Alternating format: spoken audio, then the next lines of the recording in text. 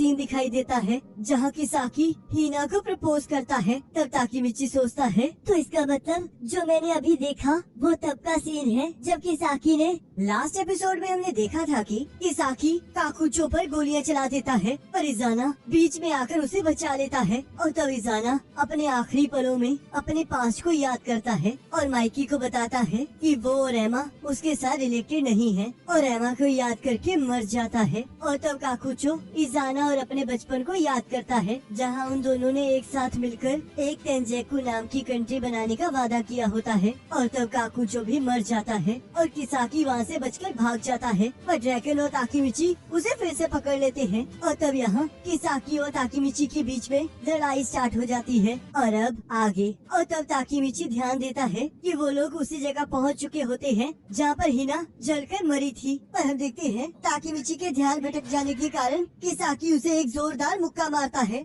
और उसे ध्यान देने के लिए कहता है। और तब ताकीमिची उसे चुप रहने के लिए कहकर मारने लगता है और कहता है अब हार मान जाओ किसाकी, तुम हार चुके हो। तुम तो इतने वीक हो कि तुम दूसरों को अपनी शील्ड और तलवारों की तरह यूज करते हो। तुम वो डरपोक इंसान हो जो खुद कुछ नहीं कर सकता। तब किसाकी उसका पंच रोक लेता है और कहता है तुम बेवकूफ हो जिसे ये समझ नहीं आ रहा कि तुम्हें लीडर बनने के लिए ताकत की जरूरत नहीं होती। और ताकीमिची के मुंह पर अपना सिर मारता है और कहता है तुम्हें लीडर बनने के लिए एक परफेक्ट प्लान की जरूरत होती है। तब ताकीमिची उसे फिर से पकड़ लेता है और कहता है आखिरकार किस तरह का परफेक्ट प्लान? तुम्हारे उस परफेक्ट प्लान को खत्म करने के लिए तो मैं ही काफी था। तब किसाकी कहता है मुझे डार्क हीरो बनना चाहिए था जिसके लिए मेरा पहला प्लान ड्रैगन को मारना था ताकि मैं तोमान की सेकंड पोजीशन को हासिल कर सकूं और तोमान को छुपकर मैनिपुलेट कर सकूं। मेरा दूसरा प्लान वॉलहला को क्रिएट करके तोमान को खत्म करने का था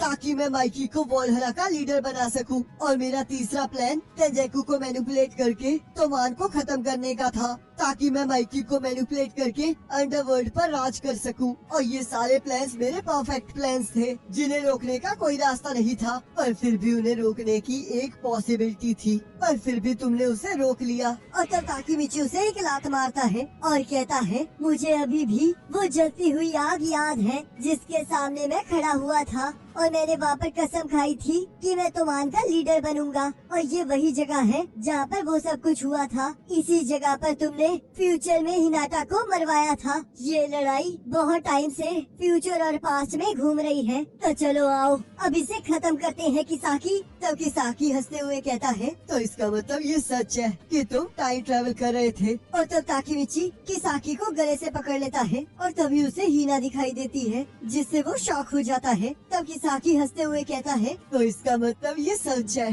कि तुम टाइम ट्रेवल कर सकते हो। और तब किसाकी जोर जोर से हंसने लगता है और कहता है अब मुझे समझ में आया, आखिरकार किसने सोचा था कि तुम टाइम ट्रेवलर निकलोगे, तो इसी वजह से तुम मेरे प्लान्स को कामयाब होने से रोक पाए। तब ताकीमिची कहता है किसाकी आखिरकार क्यों तुम हिना के पीछे पड़े हो? मुझे ये तो पता है कि तुम माइकी के पीछे इसलिए पड़े हो क्योंकि तुम्हें तोमान चाहिए, पर आखिरकार क्यों तुमने हर बार हिना को मारा है? तो बताओ तुमने ऐसा क्यों किया है? और तब वो जैसे ही किसाकी को हाथ लगाता है उसे फिर से हिना दिखाई देती है पर उसे कुछ समझ नहीं आता। तब किसाकी कहता है अब मुझे समझ में आया, लगता है मैं फेल हो चुका हूँ। और तब ताकीमिची को फिर से वो सीन दिखाई देता है जहाँ किसाकी हिना को प्रपोज करता है पर हिना उसे मना करके वहाँ से चली जाती है। तब ताकीमिची सोचता है इसका क्या मतलब है? क्या किसाकी ने इस जगह पर हिनाटा को प्रपोज किया था? और कहता है किसाकी क्या तुम हिना से प्यार करती हो? और तब किसाकी ताकीमिची पर गन पॉइंट कर लेता है और कहता है मैं जब एलिमेंट्री स्कूल में था तब सभी लोग मुझे एक जीनियस बच्चा कहते थे और एक दिन हिना ने मेरे फर्स्ट आने पर मेरी तारीफ की, पर मैंने कोशिश की कि मैं उससे दूर रहूं, पर मैं खुद को उसके प्यार में गिरने से नहीं रोक पाया और मुझे भी विश्वास था कि वो भी मुझसे प्यार करती है। पर एक दिन एक हीरो आया जिसने उसका दिल चुरा लिया और वो तुम थे, और तब से मैंने तुम्हारा पीछा करना स्टार्ट कर दिया। और तब मुझे पता चला कि तुम्हारा सपना जापान का सबसे बड़ा गुंडा बनना है, और तब मैंने गुंडों के बारे में रिसर्च की और उसके बाद मैं एक असली गुंडे ओसी नाय से मिलने गया जो कि मोबियस गैंग को चलाता था। था, पर तब मुझे पता चला कि वो भी टॉप पर नहीं है। और उसके बाद मैंने कैंटो के टॉप गुंडों के बारे में पता लगाना शुरू किया और तब मुझे टोक्यो मांजी गैंग का लीडर माइकी मिला और मैंने उसी से अपने प्लान को एग्जीक्यूट करने के बारे में सोचा। जब मैं पिछले साल गर्मियों में अपने प्लान को एग्जीक्यूट करने वाला था, तब मैंने तुम्हें देखा और मैंने डिसाइड किया कि मैं तुमसे आगे निकल कर रहूंगा। मेरे लिए तुम्हारी तरह जापान का सबसे बड़ा गुंडा बनना सिर्फ एक सपना नहीं था। मैं अपने प्लान को एग्जीक्यूट करके सब कुछ हासिल करना चाहता था, जिसके लिए मैं माइकी से मिला और मुझे यकीन था कि वो जापान का लीडर जरूर बनेगा, जिसके कारण वो मेरे लिए एक परफेक्ट कठपुतली था, जिसकी मदद से मैं जापान का सबसे बड़ा गुंडा बन सकता था। और उसे पूरा करने के लिए मुझे 10 साल की जरूरत थी, जिसमें से पहले साल मैं उसका ट्रस्ट हासिल करना चाहता था और अगले 2 साल मैंने उससे मैनिपुलेट करना था, जिससे कि हम अगले 3 सालों में टोक्यो पर कंट्रोल हासिल कर लेते और बाकी बचे 4 सालों में हम जापान पर भी अपना पूरा कंट्रोल हासिल कर लेते और उसके बाद मैं हिनाटा से शादी कर पाता। तब ताकीमिची सोचता है, तो इसका मतलब जो मैंने अभी देखा वो तब का सीन है जब किसाकी ने सब कुछ हासिल कर लिया होगा। तब किसाकी गुस्से में कहता है, पर तुमने हर बार बीच में आके मेरे प्लान्स को खराब कर दिया।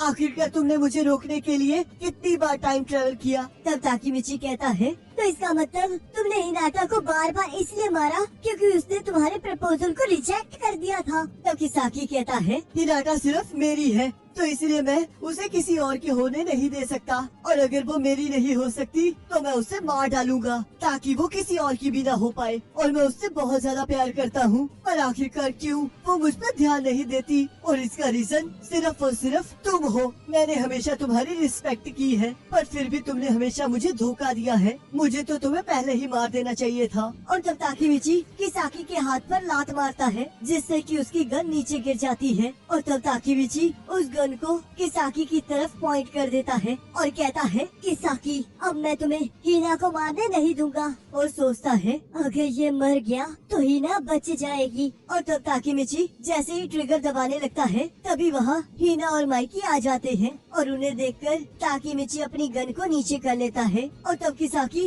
ताकीमिची के हाथ से गन छीनने लगता है, जिससे वो गन नीचे गिर जाती है। और तब ताकीमिची किसाकी की एक जोरदार पंच मारता है और तब हम देखते हैं किसाकी वहाँ से भाग जाता है और ताकीमिची भी उसका पीछा करने लगता है और कहता है, आखिरकार तुम कहाँ भागे हो किसाकी? अब तो सब लोग तुम्हारे बारे में जान गए हैं, तो अब तो कोई भी तुम पर विश्वास नहीं करेगा, तुम्हारे सपने टूट चुके हैं। तब किसाकी कहता है, मैं इतनी सारी से हार नहीं मानूंगा और अपनी आखिरी सांस तक ट्राई करता रहूंगा और देखना एक दिन हीना मेरी होकर रहेगी। तब ताकीमिची कहता है, पर मैं ऐसा होने नहीं दूंगा। और सोचता है, मैं कसम खाता हूँ कि मैं इसे नहीं जाने दूंगा। पर आखिरकार ये जा कहाँ रहा है और ये टाइम ट्रेवल कैसे करता है? मुझे किसी भी कीमत पर इसे रोकना ही होगा। और कहता है, मैं तुम्हें दोबारा से फ्यूचर में नहीं जाने दूंगा। और तब किसाकी रुक जाता है और कहता है, क्या तुम्हें सच में लगता है कि मैं टाइम ट्रेवल कर सकता हूँ? तब ताकीमिची कहता है, क्या तुम नहीं कर सकते? और तब हम देखते हैं जैसे ही किसाकी इस बात का जवाब देने लगता है, एक ट्रक आकर उसे उड़ा देता है और ये सब कुछ देखकर ताकीमिची शॉक हो जाता है। पर हम देखते हैं कि साकी अभी भी जिंदा होता है, पर उसका एक हाथ और एक लात टूट चुकी होती है, जिस वजह से वो खड़ा भी नहीं हो पा रहा होता।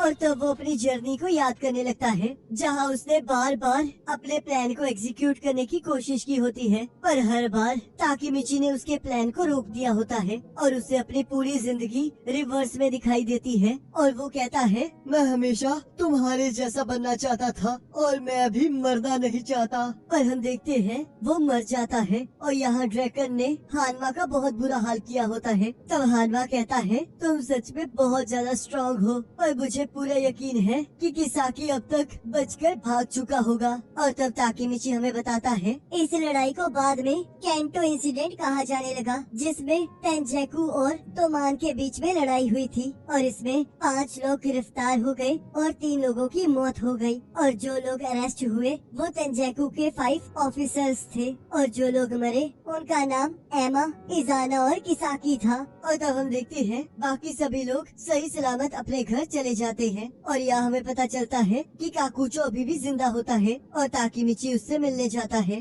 तब काकुचो कहता है, तो आखिर में सिर्फ मैं ही हूँ जो जिंदा बच गया। तब ताकीमिची कहता है, अगर तुम ऐसा कहोगे तो इजाना की आत्मा को शांति नहीं मिलेगी। तब काकुचो कहता है, अब तो किसाकी भी मर चुका है और तेंजैकू भी खत्म हो चुका है। तब ताकीमिची कहता है, ये तो अब तुम पर डिपेंड करता है। किसाकी मर चुका है और मेरी लड़ाई भी खत्म हो चुकी है, पर जब से किसाकी मरा है तब से मैं अपने आप को कांपने से नहीं रोक पा रहा हूँ। Wait wait wait wait guys, आपकी मैं जानकारी के लिए बता दूं, अभी तक कहानी खत्म नहीं हुई है। अभी इसका एक और पार्ट आना बाकी है और उसमें जो होने वाला है उसके बारे में आपने सपने में भी नहीं सोचा होगा। और अगर मैं इस एपिसोड की बात करूं तो ताकीमिची को लड़ते हुए देखने में तो मजा ही आ गया और हम तो कब से इंतजार कर रहे थे इसी टाइम का। मैं सच कह रहा हूँ, जब किसाकी को उस ट्रक ने हिट किया तब मैं एकदम से डर गया। मैं देख रहा हूँ यार ये क्या हो गया एकदम से। बाकी गाइस आप मुझे कमेंट करके जरूर बताना कि आपको ये वाला एपिसोड कैसा लगा है। और इसी के साथ टोक्यो रिवेंजर सीजन 3 खत्म हो जाता है और अब जैसे ही सीजन 4 आएगा उसके फर्स्ट एपिसोड का लिंक आपकी स्क्रीन पर आ जाएगा।